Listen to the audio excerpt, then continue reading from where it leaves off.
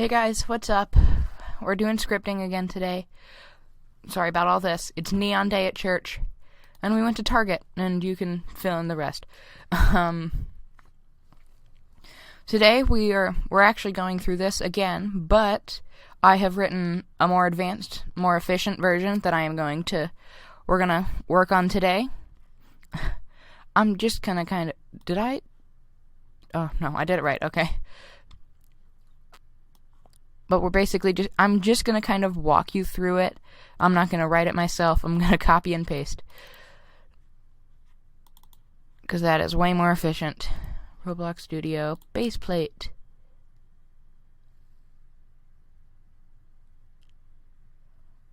Load.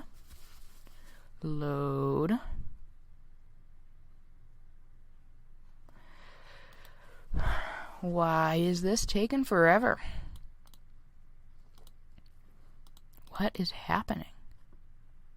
Are you gonna work? Okay, it's working. So, as always, we need the two scripts, one in server script service and one in starter player and then starter player script. So, local script and server script. Now, I am just gonna copy and paste the code. Unless you go here, you're probably gonna actually write the code. Unless you go to this link. No, I don't want to open you. We're not doing that today. Okay, so, server script. Let's just get this all set up. Oh, hold on. Move my face. Oh, did I set the ends wrong here? Oh, hold on. Let's move you to...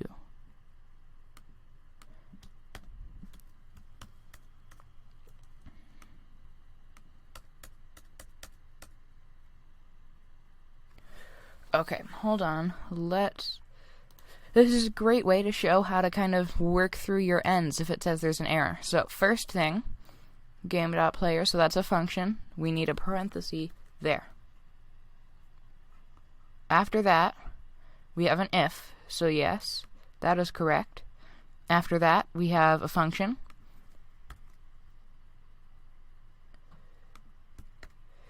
After that, we have... No.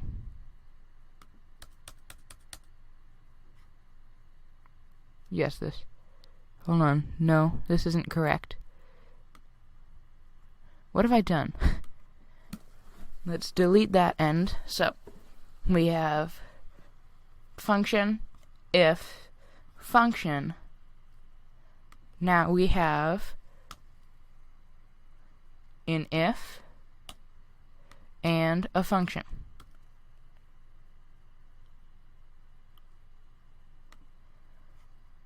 Okay, we're good.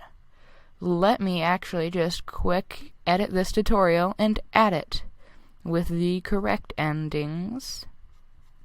Oh, I can move my face.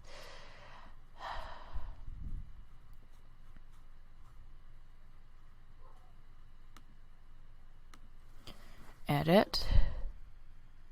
Come on. Oh no, I have to move it again. Let's see here.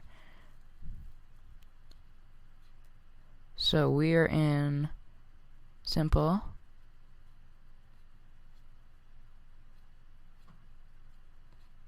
Where does it go to? The advanced server script. Come on, find it.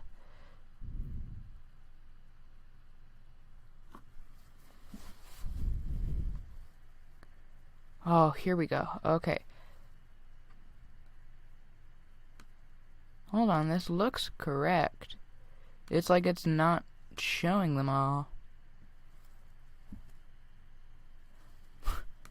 Let's fix that. That didn't go horribly well. Delete this. And delete that. Save edit. That's really weird.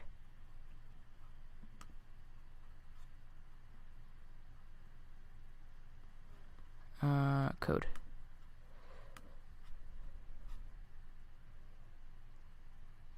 It's just not showing up. That's weird, guys. I'm sorry about that.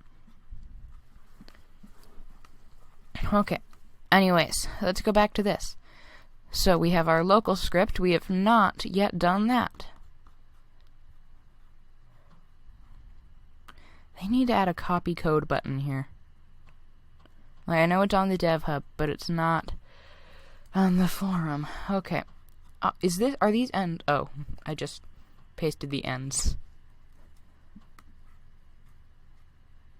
How? How? One function, one if, one end, one end. Why? Just why? Why? Okay. We can work through this. Let's do another example of this. So, first function, we got that end. So now, we have these ifs can all be skipped until we get to this one. We have the if and its end. What is the error? At line 1. Do we have an extra end? Oh, we do. I think it might be this one.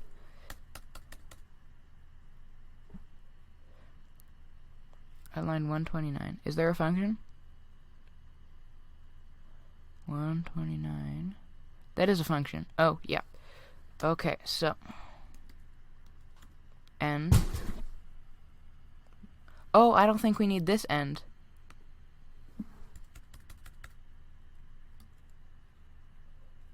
Wait for it. Okay, code's fixed. Now let's walk through it and how to do this. So, we also need a remote event in replicated storage, but we only need one this time. This is the more efficient part. I'm just gonna call it I think it's called chat event in all of these scripts. Chat event. So, let's walk through what we're doing here. So, the first thing, we just need a player to add, or join, and then we're going to get the player. Now, we have listed a few admins here. The account I'm on now is Punisher the Awesome, and then your username or another username. So now we're going to check if the player, if their name, if it equals, that's the comparison again.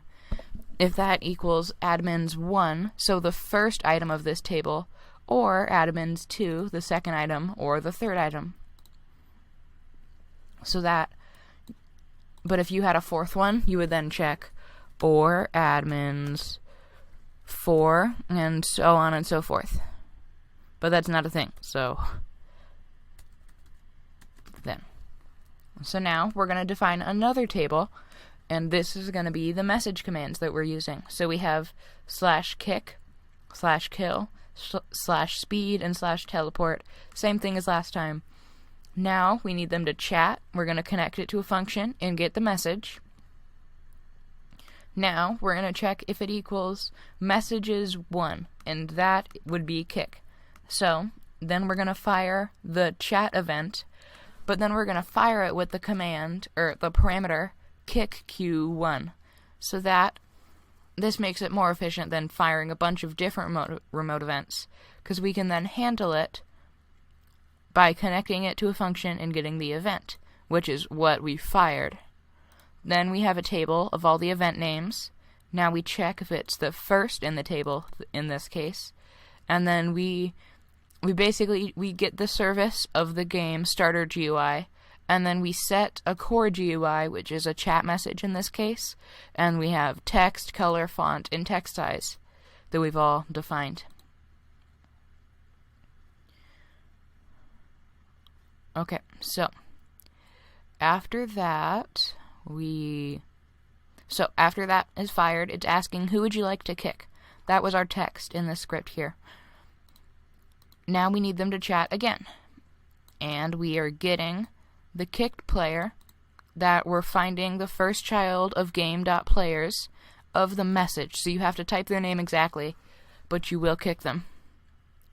And then we are firing the remote event again with kick q2, which is handled basically the same, except we're checking if it's the second item in the table, kick q2. And then we do the same script, except the text this time is what were they doing. So if you don't know, when you kick a player, you can give a reason within the kick parameters. And that is really useful for knowing what you did. Well, I mean, they probably knew what they did, but... Anyways. So after that, we're going to fire all clients with kickq2.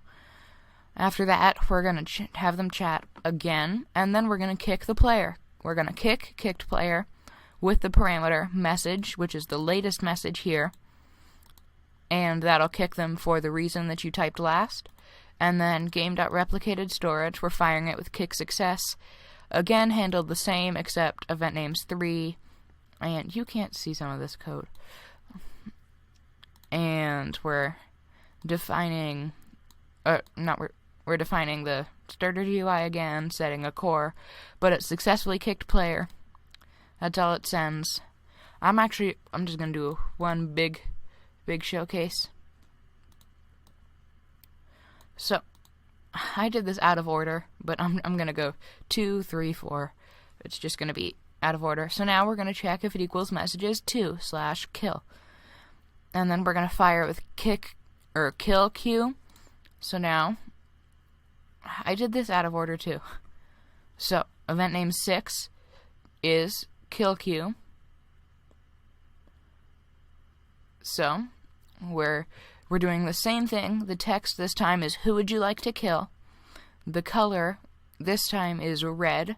I think that's very fitting for what we're doing.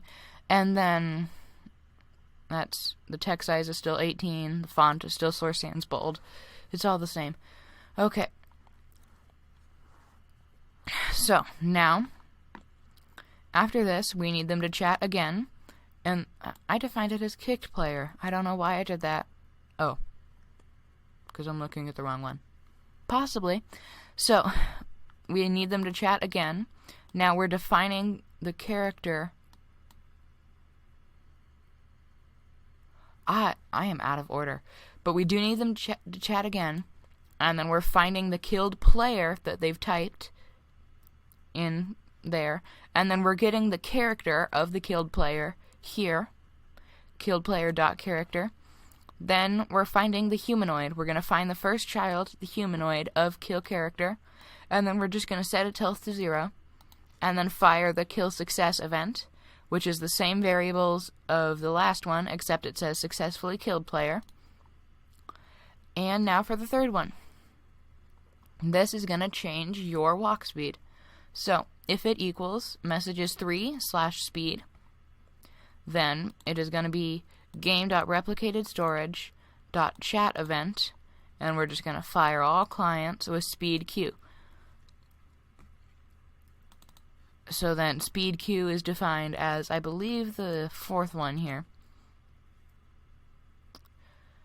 So let's find the fourth one. Here it is. So everything is the same. We're setting a core GUI. I think you can see all this code. There shouldn't be any reason you shouldn't. The text this time is what walk speed do you want, and the color is just pink. So after we need them to, of course, define what walk speed they want, so we need them to chat again. So after they've chatted again, we're going to connect it to a function message.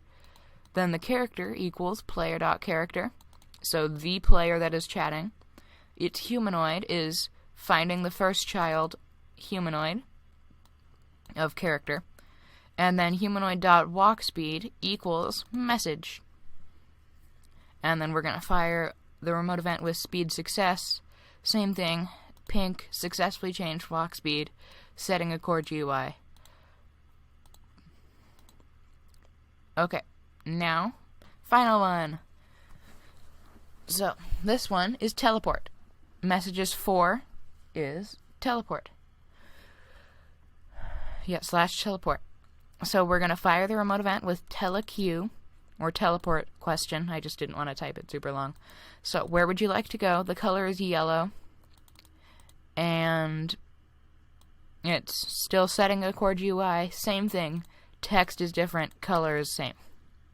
Or color is also different. It's yellow. After we've asked them that, we need them to chat again. Now we need to define their character. Same thing as last time. But we need to find the humanoid root part, which is like the center of your character. And then we need to change it C-frame. That is the safe way to teleport a character instead of just changing its like position. So it's cframe.new, vector3.new, message. And then we're going to fire game.replicated storage, chat event again, fire all clients, tele success. So this is just successfully teleported. Yellow, same thing. So we're done with that. I'm just going to show you a big test. Oh, what does that do? Oh, that's a photo. Load. I'm back. Okay. We're going to play. So, chat. A few things we can do here. Let's do the first one as slash. Let's do slash kick last. Slash kill. Who would you like to kill? There's no one else, so I'm just going to define myself. You don't have to type slash after that, by the way. That'll remove everything. Or that'll mess up everything.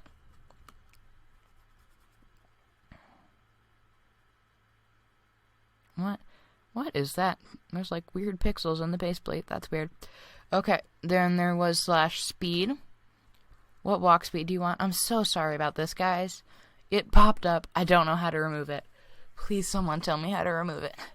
Okay. So I'm just going to say I want 100 walk speed. Now my walk speed is 100. Now slash teleport. Where would you like to go? So we have to define it in a vector 3. So that would be 0, comma. Let's just do 0, comma 100, comma 0. Whoa. I think it teleported me. Okay. Then, I think our last one is slash kick. This does work in Studio.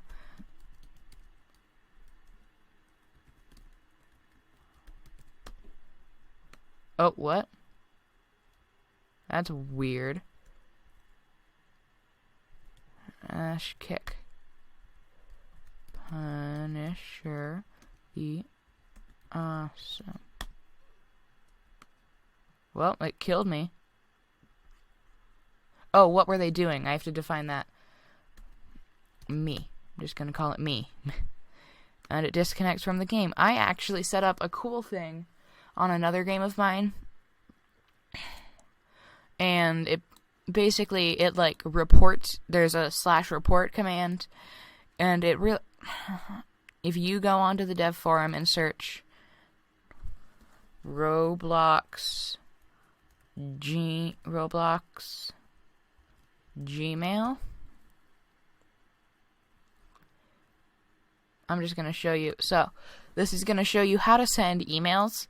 And I have a fun thing. It, like, says who would you like to report and what were they doing. And then you tell who you want and what they were doing. And it sends an email, just as an idea. Anyways, that is it. Before you guys go, I have a few things that you will like to hear. The first thing is I am actually making a Discord server. It is mostly everything I do. There's UI, scripting, there's building, or not building, graphics. I don't do building. But all of that, you can get support on that from me or other people if I know how to fix it. You can get feedback on UI and graphics. You can get help with like Photoshop and things if I know about enough about Photoshop for your I'm just going to stop reading that. If I know enough for your issue, I'm going to sometimes host contests where you can win Robux. It might not always be huge, but you can win Robux for like the best, most efficient code for something, or the best UI, or the best graphic. Who knows? But it'll be a fun little thing for you to get support with, because I know sometimes, like, it's just easier to create a post on Discord because DevForum doesn't always send you notifications. It's weird. I am also, this is a big announcement. Oh, by the way, I'm going to leave a link for the Discord server in the description once it is up. If you have trouble joining, I'll also leave my user tag, and you can add me, and I'll add you. Okay, big announcement, everyone. I am launching a 5-month course. Now, you don't have to be on it for 5 months. You can always just buy it after it's done. Like, you can just buy everything. But it's like 1 to 2 things, because we have 1 uneven week per week, and it goes through everything I've done so far. You learn like a lot about UI, how to make it, and things that I'm not teaching you about Adobe here. There is a lot about scripting, everything I've learned. There's graphics, and then we also do a lot about making a portfolio and getting it out there. You're going to do a DevForum portfolio and a Wix portfolio, because that's also free. Anyways, at the moment, this is paid because, I mean, it's 5 months of, like, super advanced, big content. At the moment, I am actually going to post it in a Google Classroom. But, I mean, if that does not work for you, you can always contact me, and we can work something out. What else? There was something. I know there was something about that. It's starting most likely November. At the moment, it is paid because it's like super big and there's a lot of stuff in it. It teaches you a lot about how to make like exact UI that I have made for people. Right at the moment, it is 10k Robux, I think.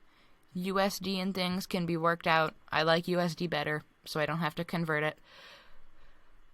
But if that does not work for you, we can work something out. It is okay. That's just like kind of default level. If you go onto my website, I have courses like for how to make UI and scripting stuff that I've done. This has everything there, all of the courses and all of the shop stuff you're going to learn, but it is cheaper than if you did all of them. Okay, I believe that's the last announcement. If you have any questions, you can comment. I'll add my Discord tag in the description here. I think that's it. Okay, everyone, thank you for watching. Bye.